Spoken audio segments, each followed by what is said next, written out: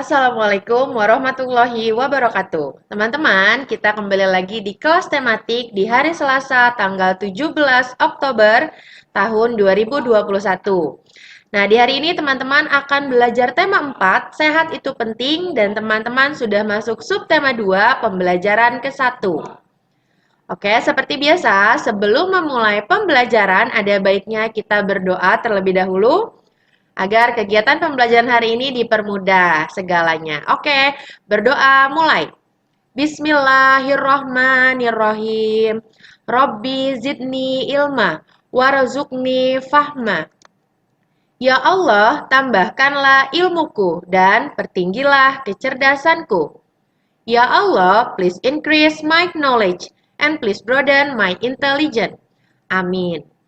Oke, teman-teman, sebelum masuk ke materi pembelajaran, Bunda akan infokan terlebih dahulu apa saja tujuan yang harus teman-teman capai pada pembelajaran hari ini.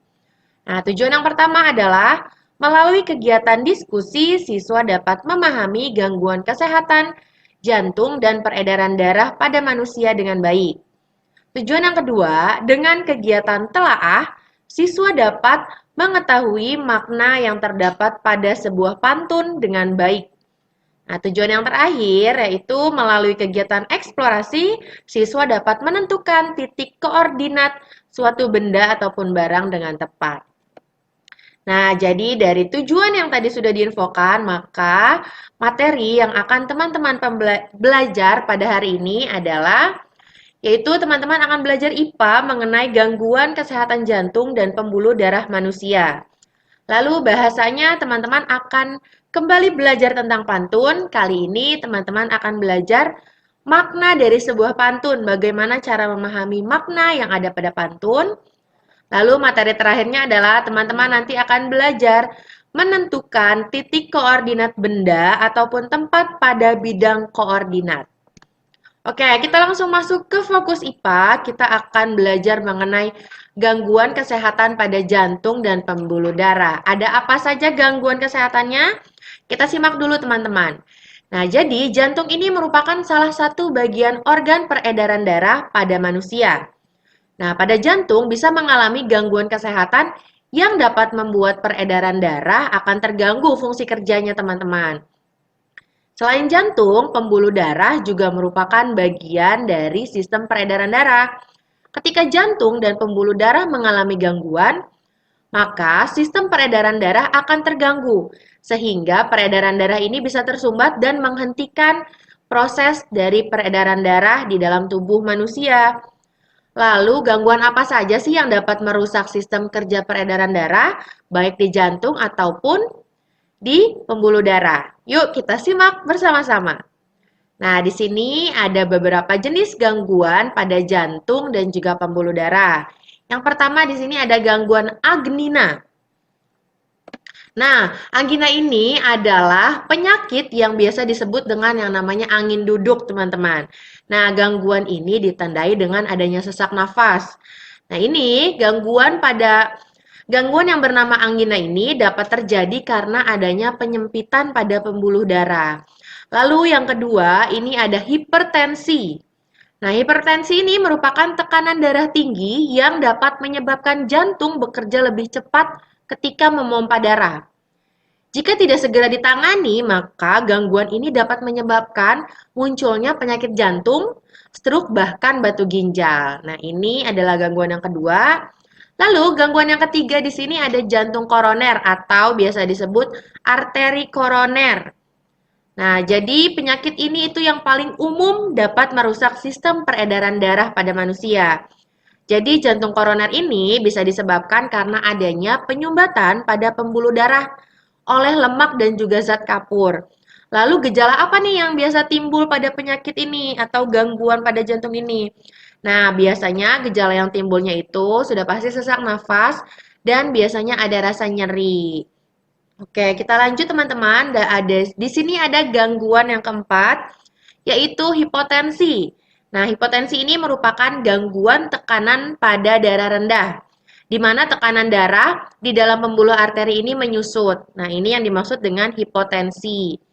Lalu, yang kedua ini ada aterosklerosis. Nah, aterosklerosis ini merupakan penyumbatan yang terjadi pada pembuluh darah karena adanya lemak yang menumpuk di dalam tubuh, lalu ada juga kolesterol dan sisa dari pembuluh darah arteri. Itu yang menyebabkan terjadinya penyumbatan. Nah, gangguan ini bisa mengakibatkan resiko terkena serangan jantung atau stroke, teman-teman. Lalu yang terakhir di sini, gangguan yang terakhir ini adalah varises. Teman-teman pernah dengar varises?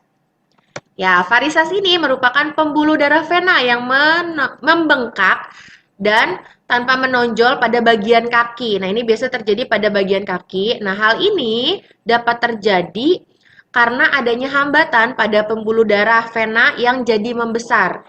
Ini penyebabnya itu biasanya terjadi karena terlalu banyak berdiri. Nah, itu dia penyebab utama dari varises. Oke, teman-teman, di situ tadi sudah ada 6 gangguan yang bisa terjadi pada tubuh manusia. Nah, untuk menanggulanginya, teman-teman harus banyak mengkonsumsi makanan-makanan sehat dan bergizi dan juga diimbangi dengan olahraga, teman-teman, agar sistem peredaran darahnya itu selalu berjalan dengan baik atau berfungsi dengan baik. Oke, teman-teman, kita lanjut ke materi berikutnya yaitu tentang pantun. Teman-teman masih ingat apa yang dimaksud dengan pantun?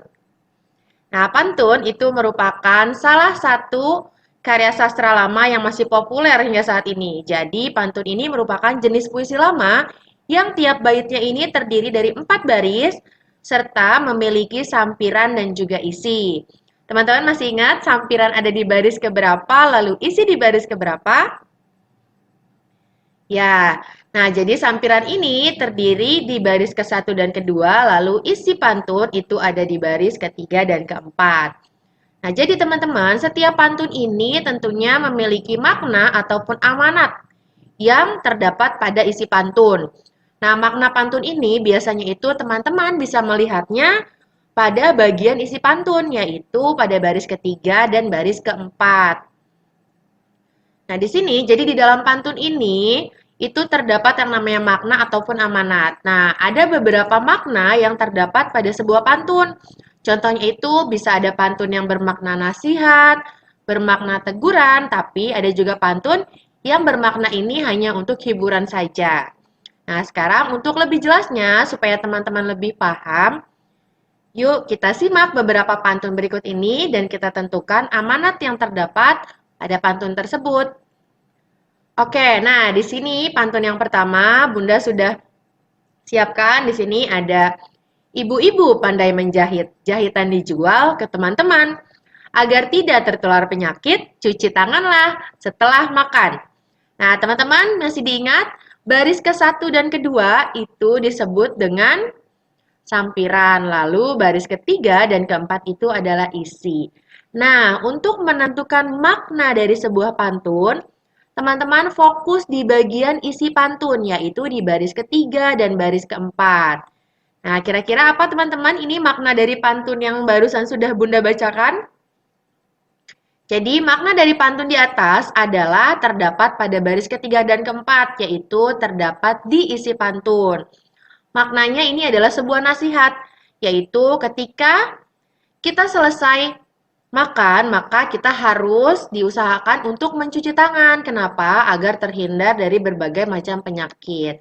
Jadi maknanya ini pantun di atas itu berisi tentang sebuah nasihat untuk menjaga kesehatan. Oke, kita lanjut ke pantun berikutnya supaya teman-teman lebih paham. Nah, di sini diperhatikan, pergi ke kota membeli gitar di depan toko. Jika kamu ingin pintar, rajinlah belajar untuk masa depan. Oke, jadi diingat-ingat lagi di baris ke-1 dan kedua itu merupakan sampiran. Lalu di baris ketiga dan keempat itu adalah isi pantun. Jadi kita fokus ke baris ketiga dan keempat untuk menentukan apa sih makna dari pantun ini, apakah dia termasuk bermakna kepantun nasihat, lalu ataukah hanya sebuah hiburan saja. Nah, jadi bisa dilihat di baris ketiga dan keempat, jika kamu ingin pintar, rajinlah belajar untuk masa depan. Maka dapat disimpulkan bahwa maknanya masih sama teman-teman, yaitu sebuah nasihat. Jadi kalau mau pintar di masa depan ya teman-teman harus rajin belajar. Oke, jadi masih termasuk ke dalam pantun nasihat. Sampai di sini semoga teman-teman paham ya mengenai makna pantun dan bagaimana menentukan maknanya. Ingat teman-teman harus fokus di baris ketiga dan keempat yaitu pada isi pantun. Oke, kita lanjut ke materi berikutnya. Nah, ini dia teman-teman, kita sudah masuk ke dalam fokus matematika. Teman-teman akan belajar menentukan letak benda ataupun tempat pada bidang koordinat. Sebelumnya teman-teman pernah dengar bidang koordinat itu apa? Oke, bidang koordinat ini merupakan petak-petak atau kotak yang tersusun dalam bentuk baris dan kolom. Jadi, kotak ke samping dan juga kotak ke bawah. Nah, bidang koordinat ini memudahkan kita dalam menentukan di mana sih letak sebuah benda itu berada ataupun sebuah tempat itu berada pada suatu bidang. Nah, ini mempermudah. Nanti kita akan menentukannya di titik koordinat apa. Nah, jadi benda ataupun tempat pada bidang koordinat itu dapat dituliskan dengan A, B, di mana A ini itu adalah kolom atau sumbu horizontal atau mendatar dan biasa disebut dengan sumbu X. Nah, sedangkan untuk yang B-nya ini adalah untuk baris, yaitu sumbu yang tegak lurus atau vertikal. Ini biasa disebut dengan sumbu Y. Nah, lebih jelasnya di sini Bunda sudah siapkan contoh mengenai bidang koordinat. Nah, ini adalah contohnya teman-teman. Nah, seperti ini. Jadi dia terdiri dari kotak-kotak atau petak-petak yaitu berupa baris dan kolom. Nah, jadi ini adalah titik koordinat. Nah, titik koordinat ini ada sumbu X dan sumbu Y. Nah, jadi ini dia. Untuk yang ke atas itu dinamakan sumbu X.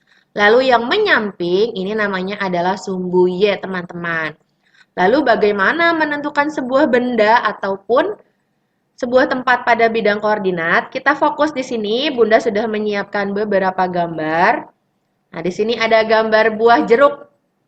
Lalu ada gambar buah lemon, buah apel, dan yang terakhir ada buah pisang. Nah, kira-kira teman-teman bisa menentukan di manakah letak titik koordinat pada buah jeruk ataupun titik koordinat pada buah apel?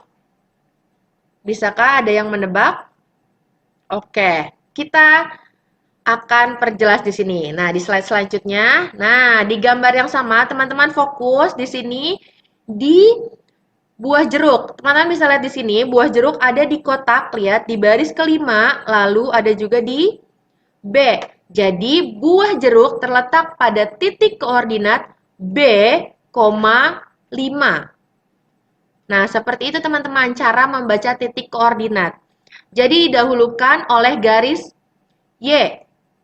Ya, ini yang huruf, lalu baru ke yang angka. Lalu, yang kedua nih, ini ada buah lemon. Buah lemon berarti terletak di titik koordinat C, 2. Oke, paham ya sampai di sini teman-teman? Kita lanjut ke buah berikutnya. Di sini ada buah apel.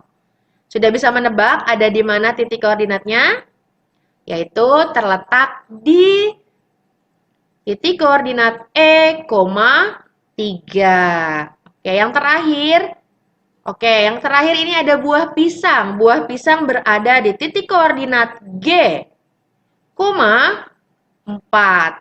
Nah, itu dia cara menentukan sebuah benda itu pada titik koordinat dan bidang koordinat. Jadi teman-teman yang disebut ini harus yang di hurufnya dulu, lalu baru ke bagian angka. Nah, seperti itu teman-teman cara membaca titik koordinat. Sampai di sini bisa dipahami mengenai menentukan titik koordinat benda ataupun buah pada sebuah garis bidang. Oke, mudah-mudahan dapat dipahami ya teman-teman. Oke, kalau begitu, maka pembelajarannya di hari ini tadi kita sudah belajar IPA, lalu sudah belajar bahasa Indonesia, dan matematika di terakhir mengenai titik koordinat ataupun bidang koordinat. Oke, teman-teman. Maka karena sudah di akhir pembelajaran, marilah kita mengucap hamdalah bersama-sama. Alhamdulillahirobbil alamin. Semoga teman-teman banyak manfaat yang bisa diambil, banyak ilmu yang bisa teman-teman ambil dari pembelajaran hari ini. Bunda mohon maaf kalau ada salah-salah kata. Terima kasih banyak. Tetap semangat belajar dimanapun dan dalam situasi dan kondisi apapun. Akhir kata Bunda ucapkan wassalamualaikum warahmatullahi wabarakatuh.